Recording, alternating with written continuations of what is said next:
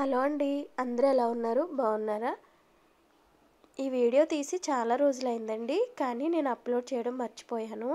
సడన్గా videos check చేస్తుంటే ఈ వీడియో కనిపించింది. సరే పోస్ట్ చేద్దామని చెప్పి దీనికి వెంటనే వాయిస్ ఓవర్ ఇచ్చి పోస్ట్ అయితే చేసేస్తున్నాను. ఇలా ఒక్కసారి బంగాళదుంప పచ్చిరొయ్యల కర్రీ వండుకోండి, నిజంగా మళ్ళీ మళ్ళీ చేసుకు తింటారు. చాలా బాగుంటుంది, చాలా సింపుల్గా కూడా చేసుకోవచ్చండి. అయితే వీడియో నేను అడ్డంగా తీయకుండా నిలువుగా తీసినట్టున్నాను, అందుకే లాంగ్ వీడియో కదండి, ఇలా డబల్ షేడ్లో అయితే చూపిస్తుంది. ఫస్ట్ అయితే ఈ రొయ్యలు వచ్చేసి మా అత్తయ్య గారు మావయ్య గారు ఊరు నుంచి తీసుకొచ్చారండి. కొంచెం ఉప్పు కారం వేయించుకుని ఉడకబెట్టి తీసుకొచ్చారనమాట. ఇలా తెచ్చుకుంటే కొమ్మును పాడవకుండా ఉంటాయి. ఫ్రెష్గా ఉన్న రొయ్యలు అయితే బయట పెట్టుకున్నా సరే ఒక 4-5 డేస్ ఉంటాయండి. ఫ్రిడ్జ్లో పెట్టుకుంటే 1 వీక్ ఆర్ 10 డేస్ దాకా ఉంటాయి. మేమైతే డైలీ కొన్ని రొయ్యలు కోడిగుడ్లు కర్రీలో, బీరకాయ కర్రీలో, ఇలా ప్రతి కర్రీలోని వేసుకున్నాము. అయితే ఆలు కర్రీలో మట్టికి చాలా స్పెషల్గా అయితే ఉంటాయండి రొయ్యలు, చాలా బాగుంటుంది టేస్ట్ అయితే. ఇంకా ఆలస్యం చేయకుండా ఎలా కర్రీని ప్రిపేర్ చేసుకోవాలనేది చెప్పేస్తాను. ముందు 3 ఆనియన్స్ 3 బంగాళదుంపలు అయితే తీసుకున్నానండి.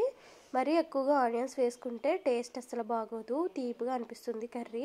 గ్యాస్ మీద దాకా పెట్టుకుని 2 టేబుల్ స్పూన్ల దాకా ఆయిల్ వేసి ఫస్ట్ అయితే రొయ్యల్ని వేయించుకోవాలండి. దోరగా వేయించుకున్న తర్వాత ఆనియన్స్ కూడా వేసుకుని దోరగా వేయించేసిన తర్వాత బంగాళదుంపలు వేసి కొంచెం సేపు ఫ్రై చేసుకోవాలి. ఫ్రై చేసుకున్న తర్వాత కారం వేసుకోవాలండి. కారం వేసుకొని మళ్ళీ ఒక 2 మినిట్స్ మగ్గించుకోవాలి, అప్పుడు కారం బాగా పడుతుంది. ఇది నేను ప్రతి వీడియోలోనే చెప్తాను.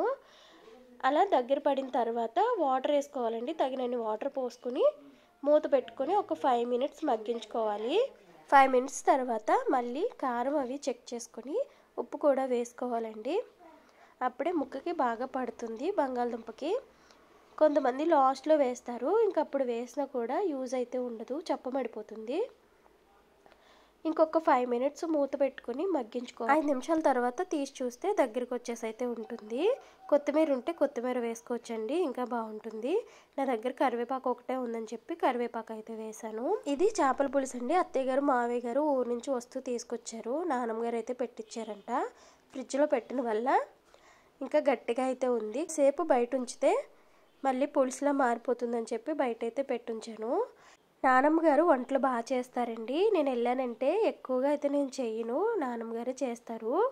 అప్పటికప్పుడు శనకాలు అంటారు, దాంట్లో అల్లం వెల్లుల్లి పేస్ట్ నూరేసి చేపల పులుసులు, ఇలా చికెన్ కర్రీస్ అన్నీ ఆవిడే వండుతారు.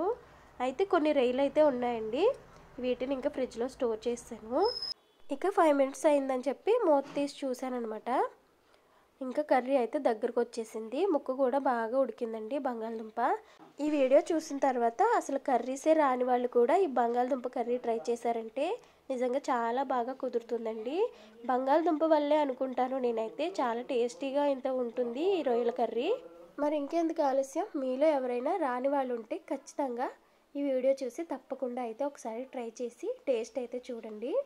తెలియని వాళ్ళైతే నిజంగా చాలా బాగుంది అనుకుంటారు, తెలిసిన వాళ్ళైతే ఈ వంట మాకు తెలుసులే అనుకుంటారు. కానీ తెలిసినా తెలియకపోయినా నాకు చెప్పాలనిపించింది చెప్పాను. ఈ వీడియో నచ్చితే ప్లీజ్ లైక్ చేయండి, షేర్ చేయండి, సబ్స్క్రైబ్ చేసుకోండి.